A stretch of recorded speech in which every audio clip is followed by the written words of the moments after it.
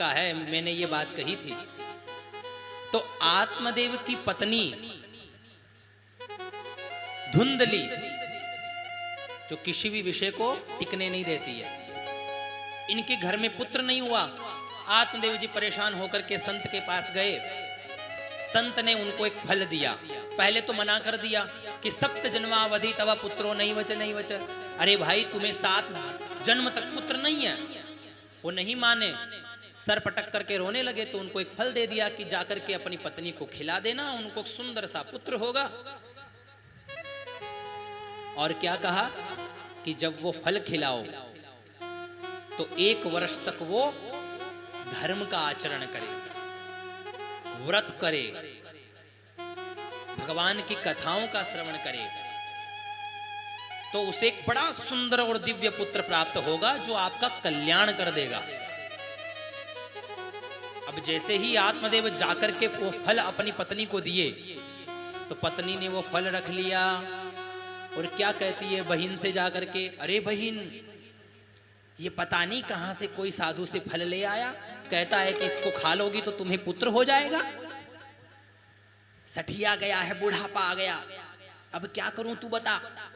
मैं कहीं खा लूं और मुझे पुत्र हो जाए तो मुझे तो गर्भ रखना पड़ेगा। चोर डकैत आ गए तो मुझे लूट के ले जाएंगे। बड़े बड़े कुतर्क करने लगी।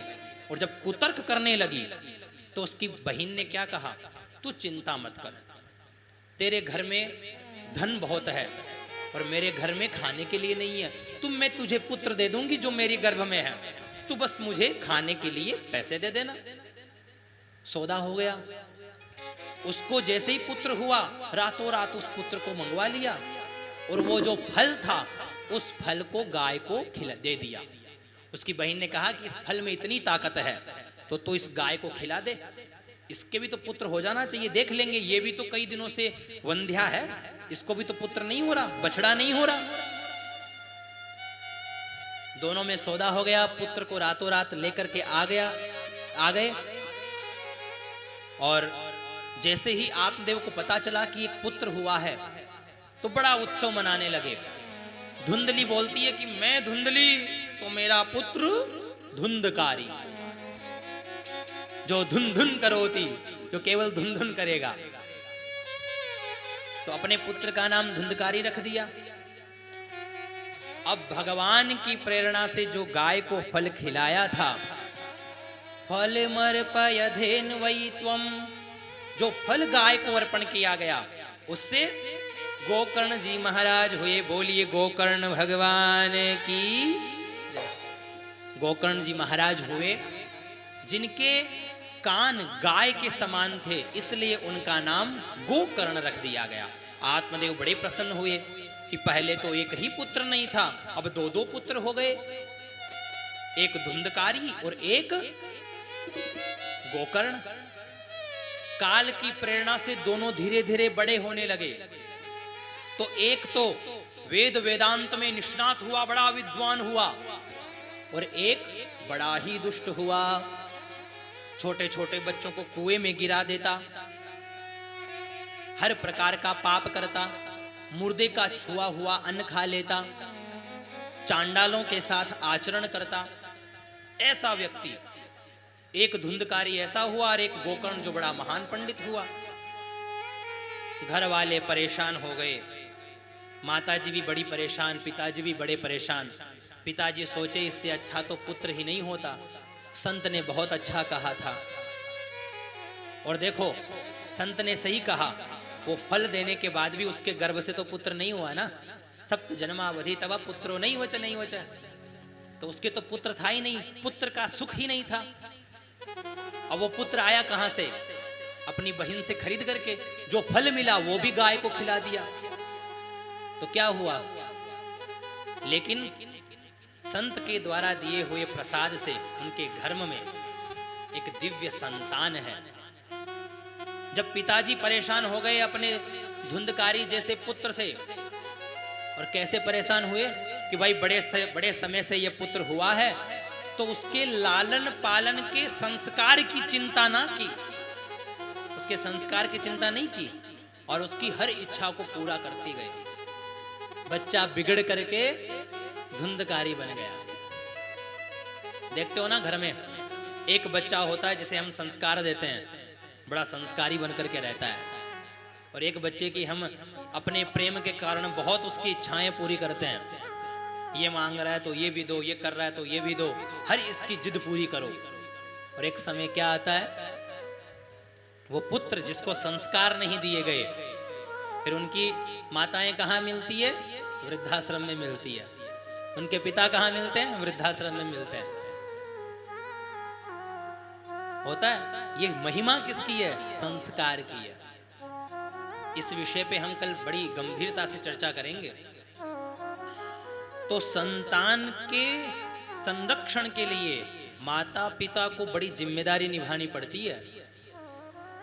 अगर संस्कार नहीं दिए तो संतान कोई काम की नहीं। अब यहां देख लो, आत्मदेव जी बड़े भाई, पैसों की कोई कमी नहीं है, बड़ा राज ठाट है, बच्चा जो चाहिए लो, ऐश करो। बच्चे ने सब कुछ चौपट कर दिया, सब कुछ खत्म कर दिया। माता पिता परेशान, पिताजी बड़े परेशान होकर के रोते हैं, हर दिन रोते हैं। गोकर्ण जी इन सब विषयों को देख करके एक दिन अपने पिता को अपने पास बैठाते हैं और क्या कहते हैं? पिताश्री, अब जो उपदेश दे रहे हैं इस विषय को आप थोड़ा गंभीरता से सुनना। वो अपने पिताजी से कहते हैं कि हे पिताजी, इस संसार के अंदर आप कहां अपने मन को लगाए हुए हो? आप क्यों दुखी हो? आप क्यों चिंता कर रहे हो? क्या कभी संतान ने किसी को सुख दिया?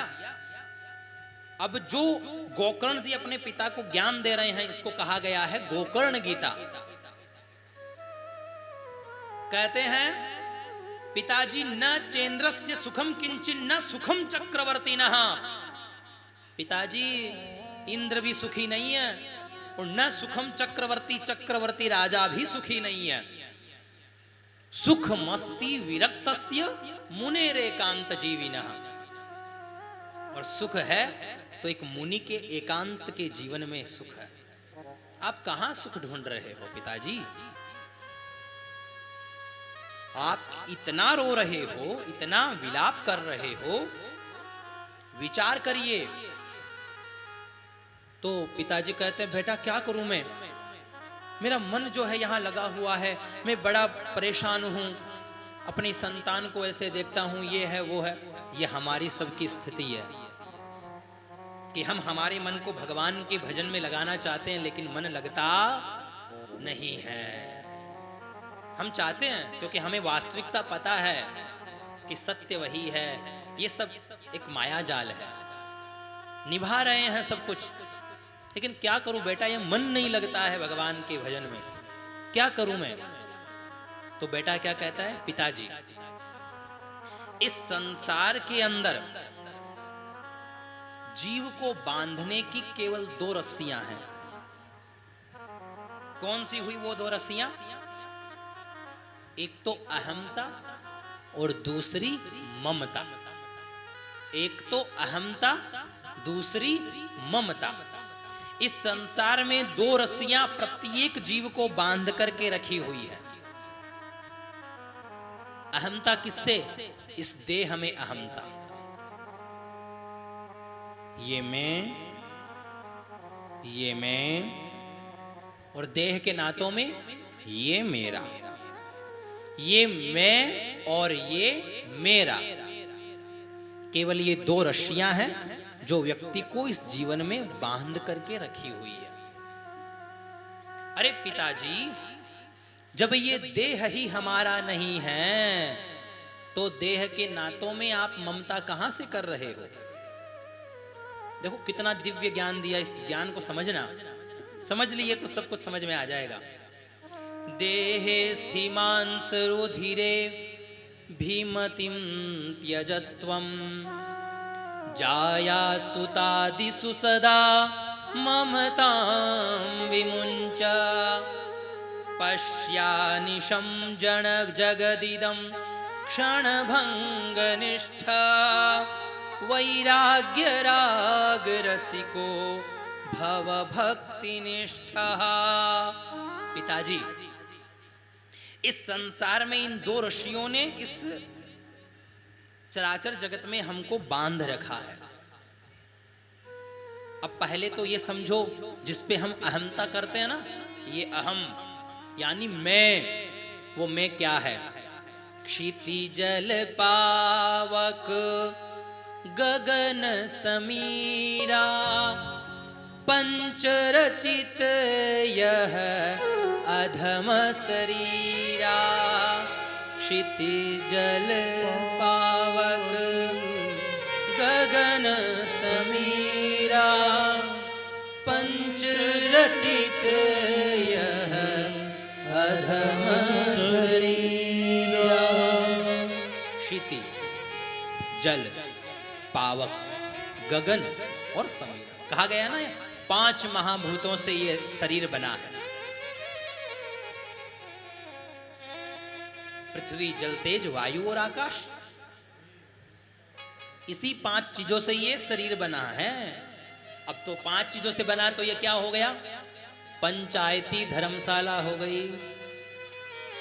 खाटू श्याम में पंचायती धर्मशाला है, तो ये भी क्या है? ये पंचायती धर्मशाला है। भाई 5 पंचों की ये बनाई हुई है, तो पंचायती हुई कि नहीं हुई? पंचायती हो गई। अब आप सोचो, आप पंचायती धर्मशाला में जाओ और आप 1 दिन रुक गए, ठीक है, 2 दिन रुक गए, ठीक है, 5 दिन रुक गए, ठीक है, 6ठे दिन पंच क्या कहेंगे? महाराज खाली करो धर्मशाला को। यही होगा, चाहे आप कितना ही किराया दो। भाई यहाँ कोई दूसरा आने वाला है, किसी दूसरे की बुकिंग है, यही तो है। खाली करो, चलो। तो हमें खाली करना पड़ेगा। खाली करना पड़ेगा कि नहीं पड़ेगा? तो उस पंचायती धर्मशाला को हमें खाली करना पड़ेगा। भाई ये क्यों भूल गए? इसको भी खाली करना पड़ेगा। ये पंचों की बनाई हुई क्षति, जल, पावक, गगन, समीरा, इन 5 चीजों से बना हुआ ये अधम शरीर, इसको भी आपको खाली करना है। कब तक टिके रहोगे? एक अवधि है, उस अवधि तक आपको निर्धारित किया गया, तब तक रहना है, उसके बाद खाली करना है। एक विषय से समझो, ये क्या है? ये जीवन। संगमः पांथ संगमः। पिताजी, ये जो जीवन है ये पांथ संगम है। कैसे? उदाहरण से। मैं क्या हर विषय को बिल्कुल सरलता से समझाता हूं, ताकि हर एक विषय आपके हृदय में ठीक से बैठ जाए। पांथ संगम का उदाहरण समझो। आप रेलगाड़ी में जाते हो ना, रेलगाड़ी में, ट्रेन में जाते हो ना, टिकट करा करके कहीं ना कहीं तो जाते ही हो। तो ट्रेन में आप बैठते हो, तो क्या होता है कि बैठ करके थोड़ी दूर चले तो एक दूसरा यात्री आकर के आपके सामने बैठ जाता है। आपकी उससे रामा श्यामा हुई, राम राम भाई जी, किसा गांव से, मैं खंडेला से, मैं श्री माधोपुर से। आप दोनों में मित्रता हो गई। अब क्या होगा? थोड़ी दूर चले तो एक दूसरा नया यात्री आकर के बैठ गया। भाई जी आप, मैं रिंगस से, स्टैंड पर ही दुकान है अपनी। तो आपकी उससे भी रामा श्यामा होने लगी। अरे वाह, दोनों तीनों बड़े हंस करके आप लोग रह रहे हो। अब एक का स्टेशन आया, उसने अपना बोरिया बिस्तर बांधा, महाराज राम राम साहब चलते हैं, अठे उतरना है, बाई को सासरो है कोई, काम जा रहा हूं मैं। उतर गए। दूसरा आया, वो भी आपनो बेटो रे बैठा, बेटा से मिलवा आया छो, आप अभी उतर गा। अब सोचो कि आपकी तो घनिष्ठता बढ़ गई। आप उसे कहोगे नहीं भाई जी देखो, रुको 2 मिनट रुको, 2 मिनट तो रुको। तो क्या होगा? काले कोट वाला टीटी आता है, और टीटी आकर के क्या कहता है? अरे भाई बैठ जाओ अंदर, चलो यहां से, यहीं तक तुम्हारी टिकट थी, उतरो। यही होगा, वो तुम्हें एक नहीं सुनेगा और तुरंत उतार देगा। ऐसे ही हम इस जीवन में आते हैं तो हमारा किसी से कोई नाता नहीं होता। जैसे ही जीवन में आते ही माता, पिता, चाचा, चाची, ताऊ, ताई, दादा, दादी, भाई, बहन सब आ गए। अभी आप किसी को कुछ नहीं जानते हो, फिर आपको क्या कहा जाता है? बेटा बोल मामा। मैं कौन? मामा। मैं कौन? बोल पापा। मैं तेरा पापा हूं, मैं तेरी माँ हूं। ये तेरी चाची है, ये तेरे चाचा हैं, ये तेरे दादा हैं, ये तेरी दादी है।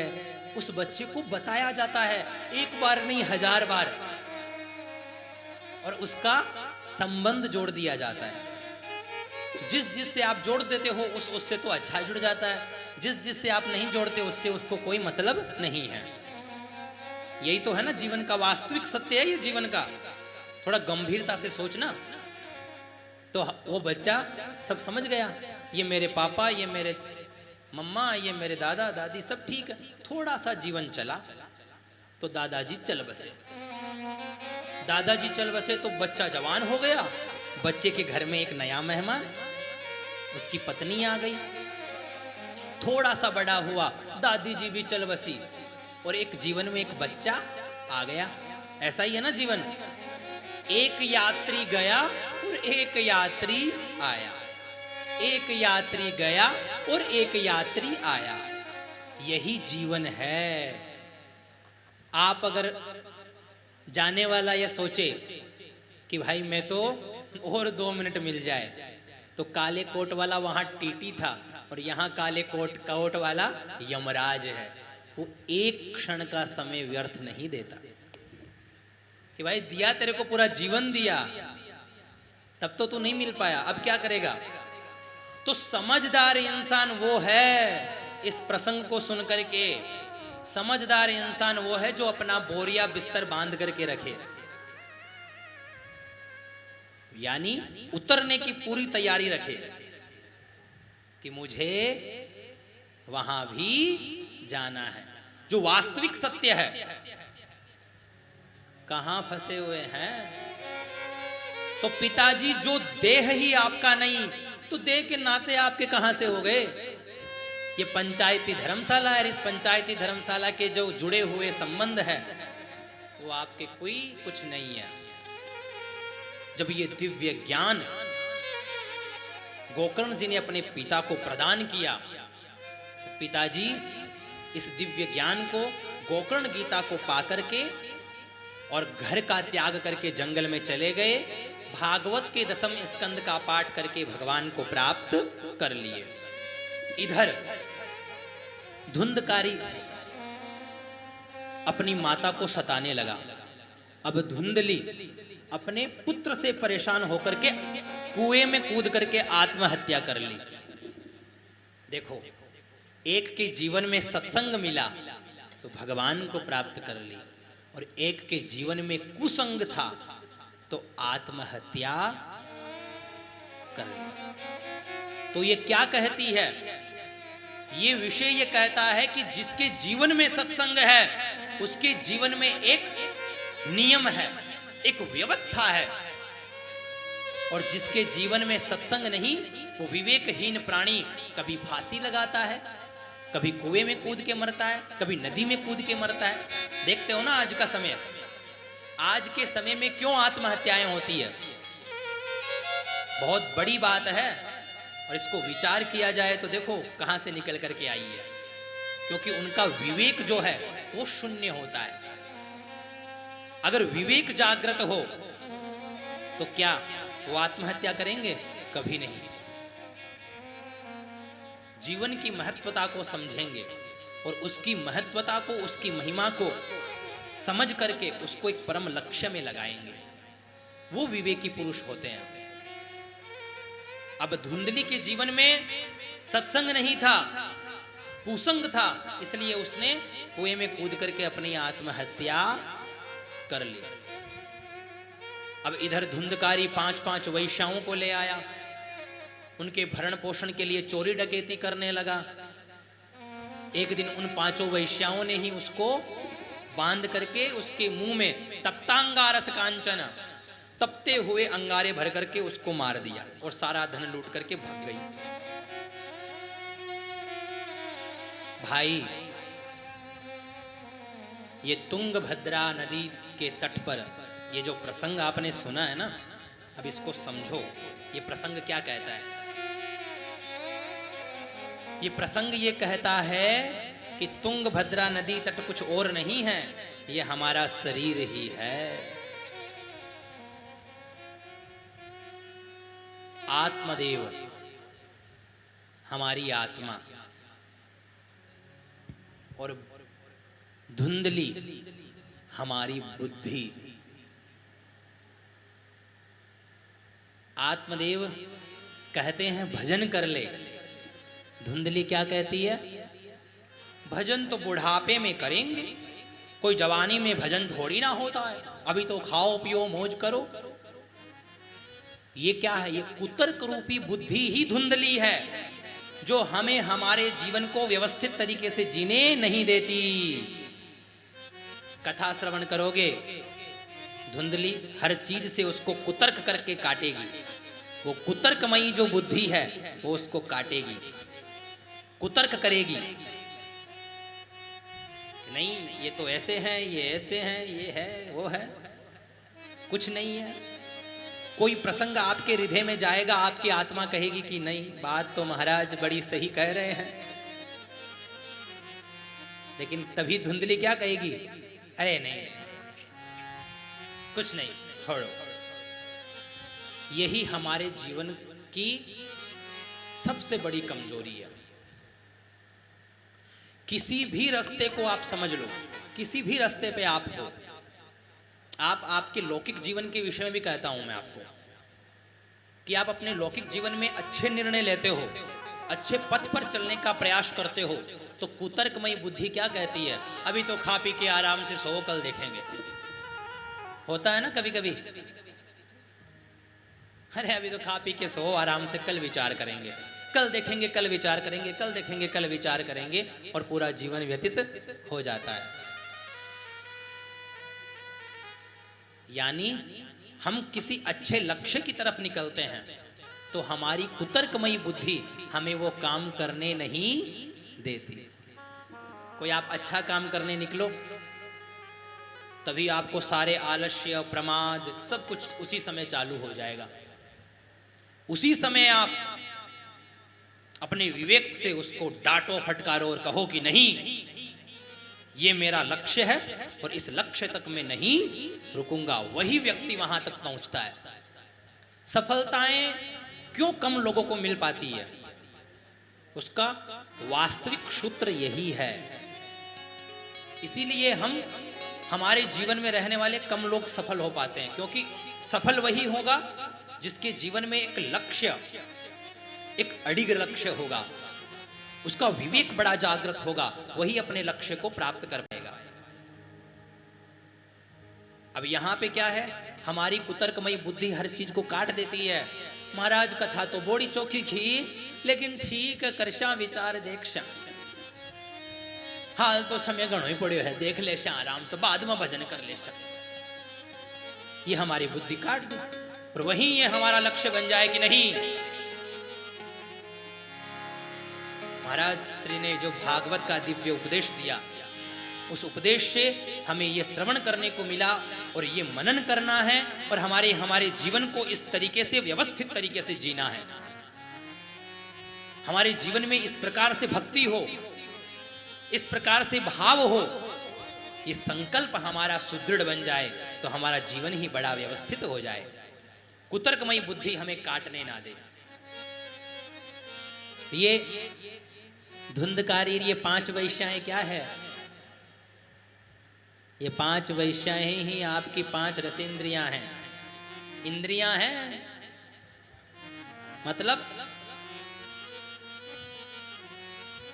ये आंखें कुछ भी देख रही है, ये कान कुछ भी सुन रहे हैं, ये वाणी कुछ भी बोल रही है। क्यों? अरे भाई, इन पांचों ज्ञानेंद्रियों पे आपका कंट्रोल हो, नहीं कंट्रोल होगा तो ये पांच जो वैश्याएं हैं ना, ये आपको बांध करके तहस नहस करके चली जाएगी, कुछ नहीं बचेगा।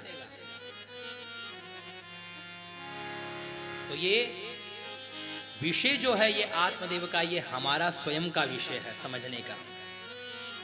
और कोई अगर संत का संग हो, उस आत्मा ने संत का संग किया तो फल मिला, और हमारे जीवन में भी अगर संत का संग होगा तो कभी ना कभी विवेक जागृत होकर के हमें सन्मार्ग पर प्रेरित करेगा।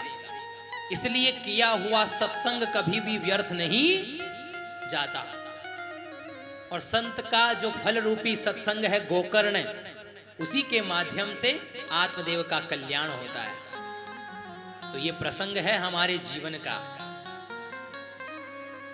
तो ये भागवत रूप वो फल है जो ऐसे बड़े से बड़े पापी का भी उद्धार कर देती है। तो सोचो, हम लोग तो इतने बड़े पापी नहीं है।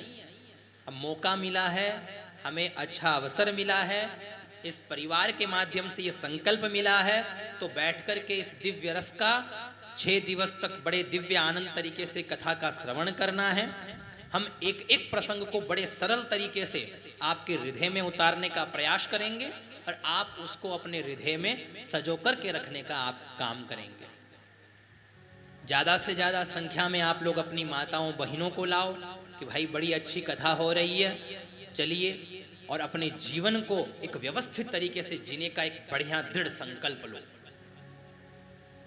इसके पश्चात भागवत के सप्ताह विधि बताई गई है कि वो सप्ताह की विधि, सप्ताह के विधि में क्या विशेष ध्यान रखना है कि आवश्यक हो तो हमें व्रत करना है, व्रत ना कर सको तो अन्न खाओ, लेकिन आलस्य मत करो। बहुत सी माताएं ऐसी होती है जो कथा कहने बढ़िया नींद आने लगती है। महाराज कथा बहुत जोर की खेओ, मन तो मस्त, नींद की गोलियां लेवा तो नींद को नहीं आवा, कथा में तो के मस्त नींद आवा। तो वो काम नहीं करना है। वैसे तो मैं अपनी कथा में किसी को सोने देता ही नहीं हूं, ठीक है, और आप लोगों को निद्रा देवी को प्रवेश नहीं हो, उसका व्यवधान नहीं हो। तो फलाहार करके रह सको तो फलाहार करके रहो, फलाहार करके नहीं रह सकते तो भोजन करो।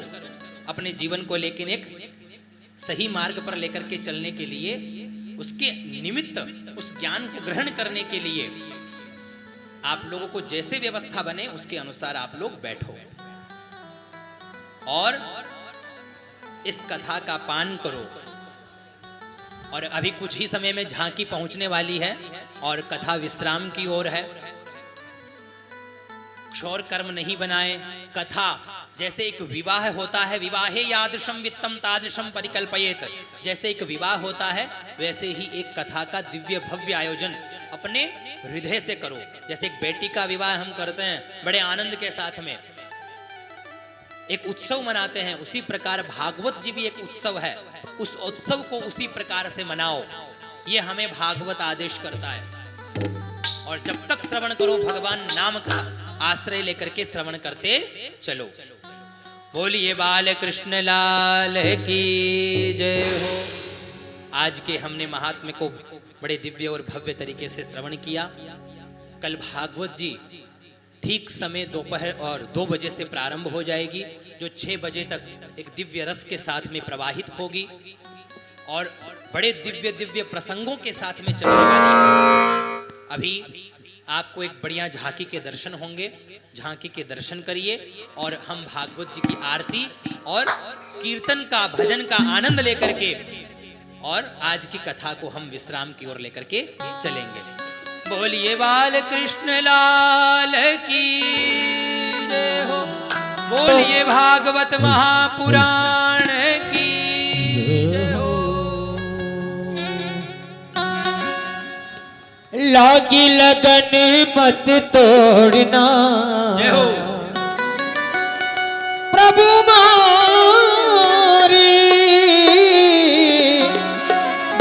लागी लगन मत तोड़ना, हरि जी मोरी लगी लगन मत तोड़ना, प्रभु जी मोरी लगी लगन मत तोड़ना।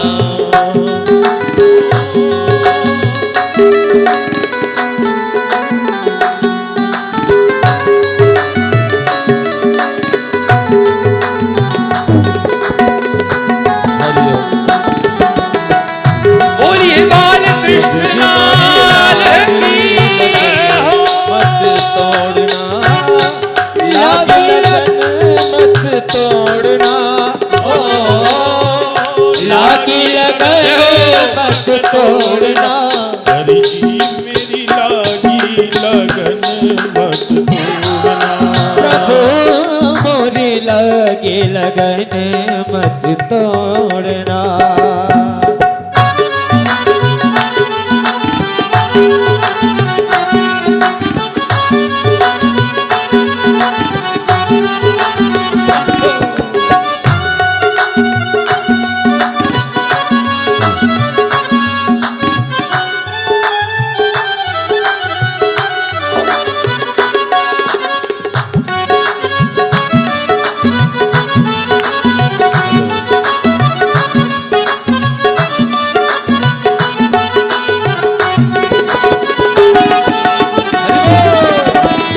प्रभु जी मोरी लागी लगन मत तोड़ना।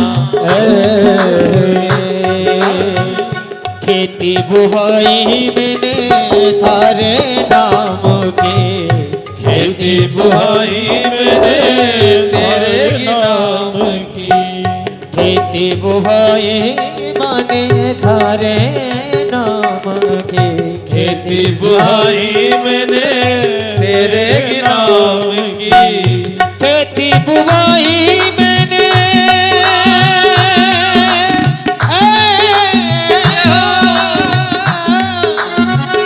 खेती बुहाई मैंने तेरे नाम की, खेती बुहाई मैंने तेरे नाम की। ओ मेरे भरोसे, हाँ मेरे भरोसे मत छोड़ना, प्रभु जी मेरे भरोसे मत छोड़ना, प्रभु जी मोरी लगे लगन मत तोड़ना। प्रभु जी मेरी लागी लगन मत तोड़ना।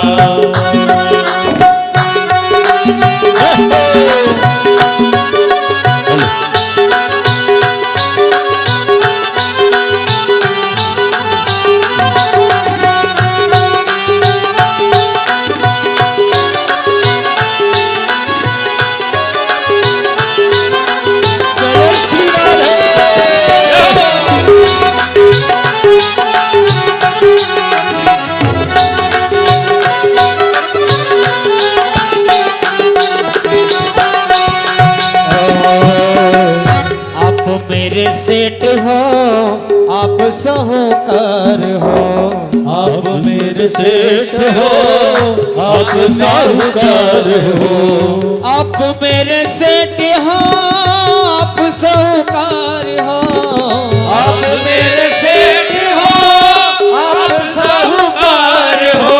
ओ ब्याज पे ब्याज मत जोड़ना हो, ब्याज पे ब्याज मत जोड़ना, मोरी लागे लगन मत तोड़ना। जी मोरी लागी लगन मत तोड़ना।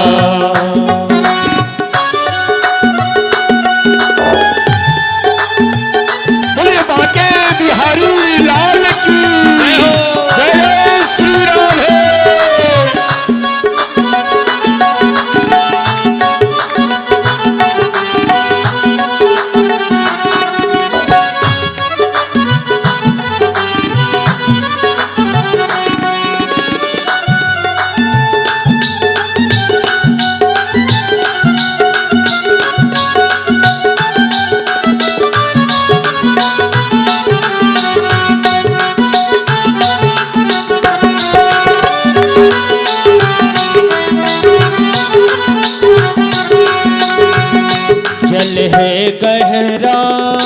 नाव पुरानी जल है गहरा नाव पुरानी जल है गहरा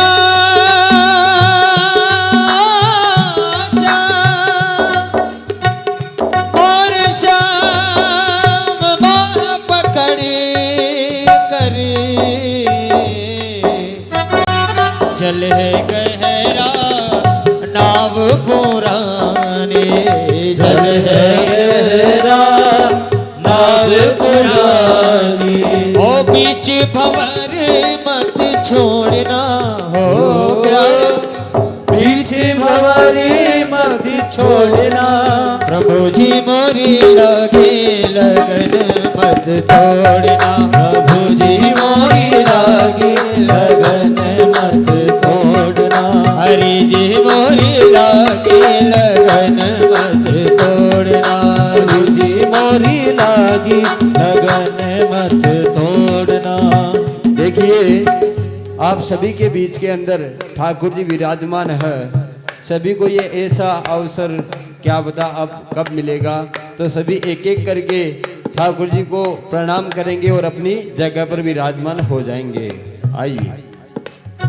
लगी लगन मत तोड़ना हो लागी लगन मत तोड़ना प्रभु मोरी लगे लगन मत तोड़ना प्रभु जी मोरी लागी लगन मत तोड़ना प्रभु जी मोरी लगे लगन मत तोड़ना प्रभु जी मोरी लागी लगन मत तोड़ना।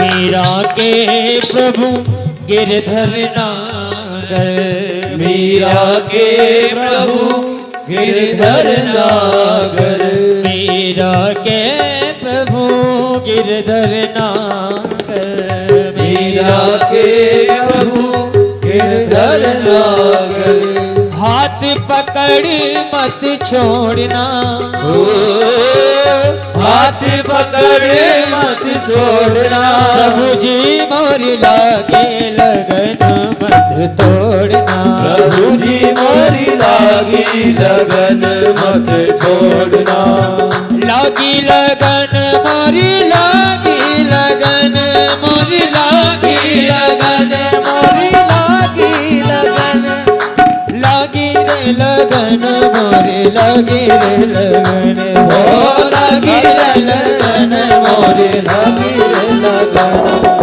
ओ लागी लगन मत तोड़ना ओ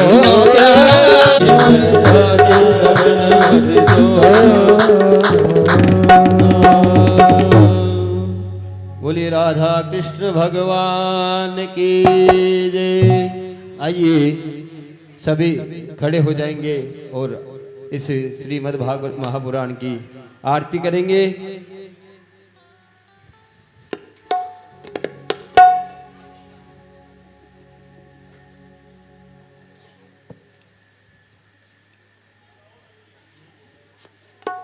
ज्वालामालिन्यै नमः।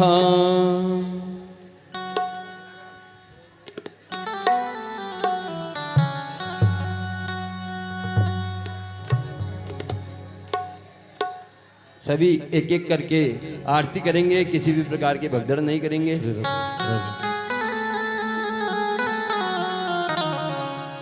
क्या बात है। वांके बिहारी तेरी आरती गाऊं, वांके बिहारी तेरी आरती गाऊं, आरती गाऊं प्यारे आपको मनाऊं,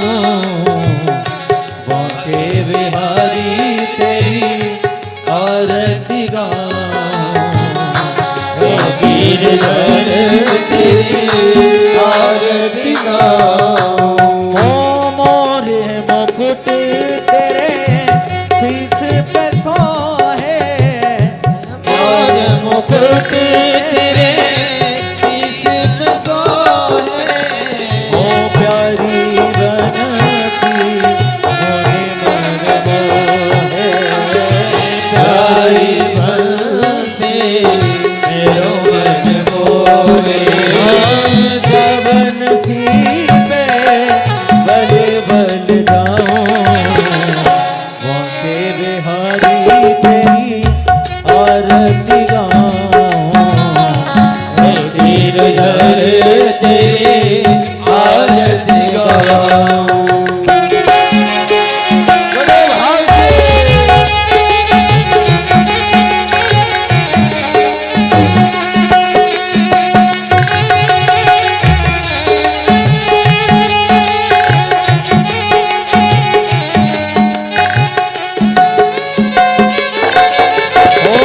चरणों से निकली है गंगा प्यारी, चरणों से निकली है गंगा प्यारी। जिसने ये सारी दुनिया तारी, जिसने सारी दुनिया तारी।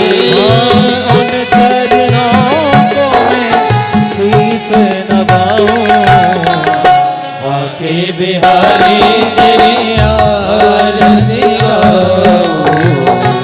आके बिहारी तेरी आरती गाऊं।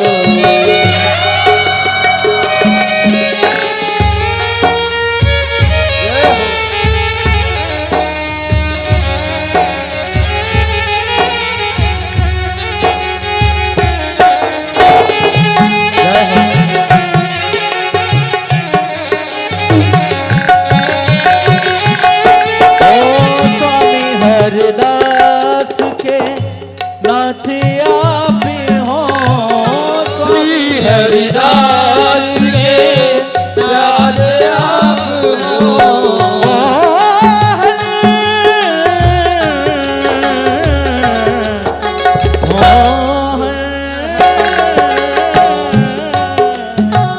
श्री हरिदास के नाथ आप हो। सुख दुख जीवन साथ आप हो, दुख दुख जीवन प्यारे साथ आप हो। बस सदा वृंदावन पाऊं, के बिहारी तेरी आरती गाऊं। हे गिरधर तेरी आरती गाऊं।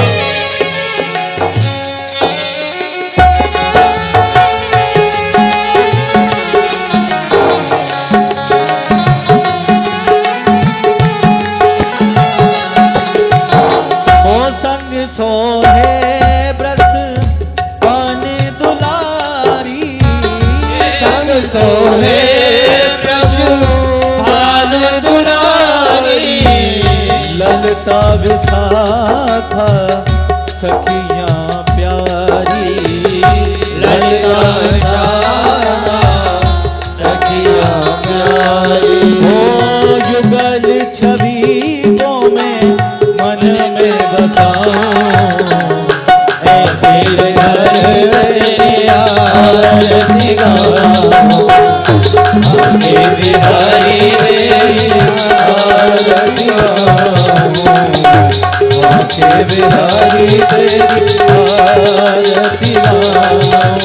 कर्पूर गौरम करुणावतारम संसार सारम भुजगेन्द्रहारम सदा वसन्तं हृदयारविन्दे नमो नमामि त्वमेव माता च पिता त्वमेव बन्धु च सखा त्वमेव विद्या द्रविणं त्वमेव सर्वं मम देव त्वमेव सर्वं मम देव त्वमेव सर्वं मम देव।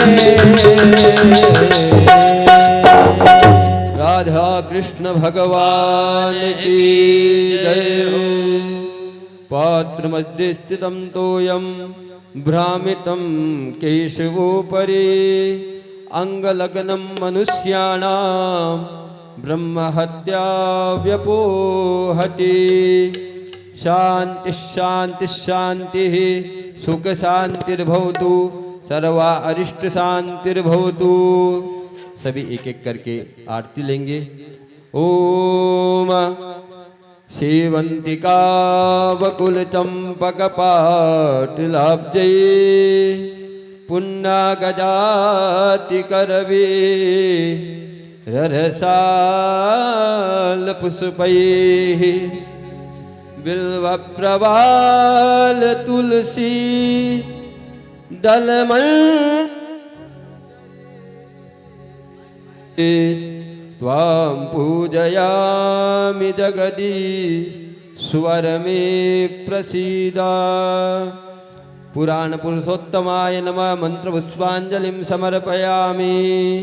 आवाहनं न जानामि न जान पूजां चैव न जानामि क्षम्यतां परमेश्वर। वोहं पापकर्माहं पापात्मा पाप मां पार्वतीनाथ सर्वपाप हरो भव। मंत्र पुष्पांजलिं समर्पयामि। बोली राधा कृष्ण भगवान की जय हो। श्री सुखदेव भगवान की जय हो। श्री पितृश्वर भगवान की जय हो। धर्म की जय हो। अधर्म का नाश हो। प्राणियों में थोड़ी सी वॉल्यूम बढ़ा दो। राधिका रानी जी हमारी प्रभु ब्रज रज गोपासी गोपासी आओ श्री राधा रमण को शीश नवाओ श्री राधा रमण को मन में बसाओ।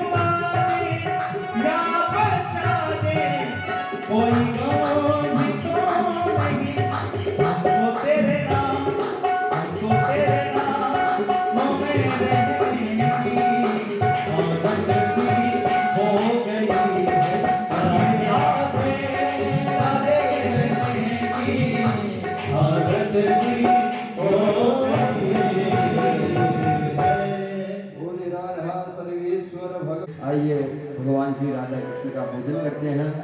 हस्ते अक्षत पुष्पाणि गृहीत्वा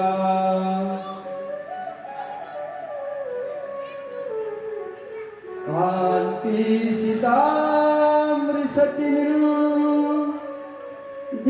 दित्सारदेन्दु यत्रैकतो विलसिता मसिताङ्गशोभा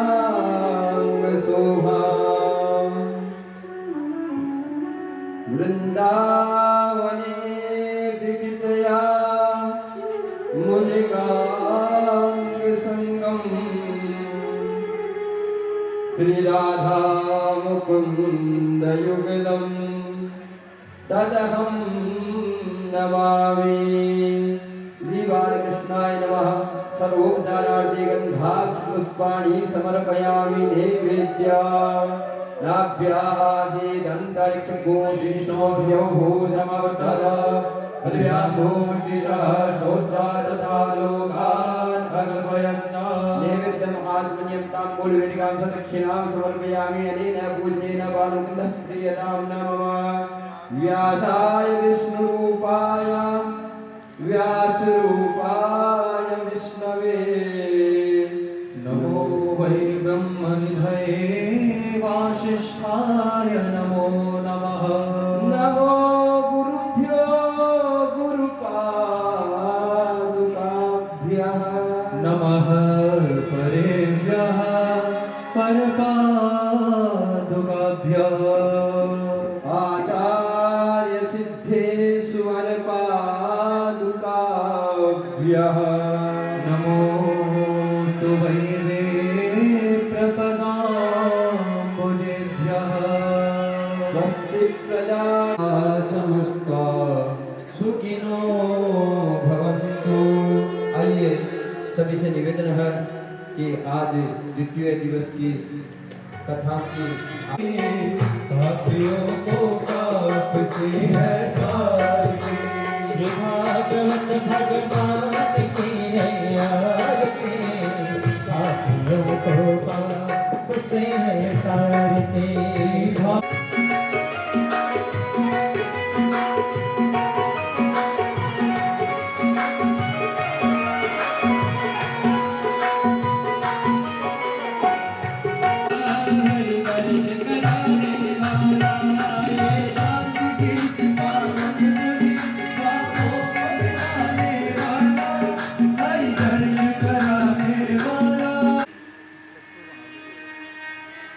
आइए आज कथा के द्वितीय दिवस में प्रवेश करने से पूर्व भगवान नाम की चरण सन्निधि ग्रहण करते हैं और भगवान हरि से के चरणार बिंदु में लगाए रखिए। भगवान के प्रति हमारा प्रेम सुदृढ़ हो। इन्हीं भावों के साथ में आइए भगवान नाम की जो नौका है उसमें विहार करते हैं।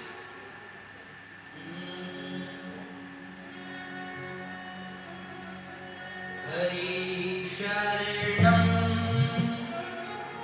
हरि शरणं। उस घड़े को देख करके उसके आंखों से अश्रु बहने लगे।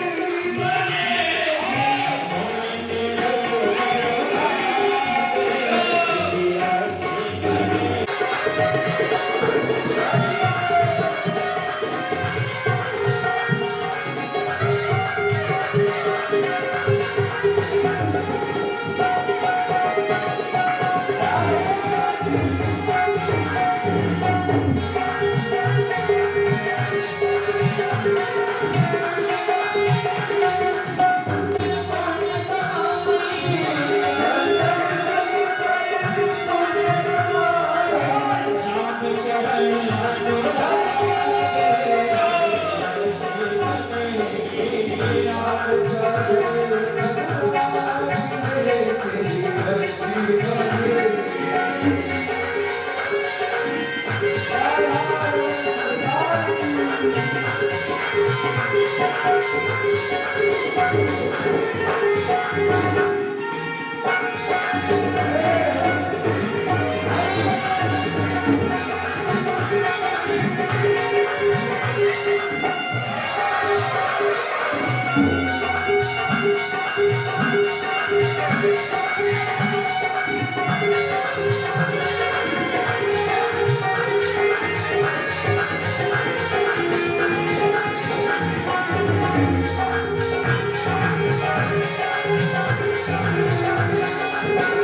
रोजी की बन गई प्रहलाद जी की बन गई रोजी की बन गई प्रहलाद जी की बन गई प्रहलाद जी की बन गई प्रहलाद जी की बन गई रोजी की बन गई प्रहलाद जी की बन गई रोजी की बन गई प्रहलाद जी की बन गई हर सुनिया मेरा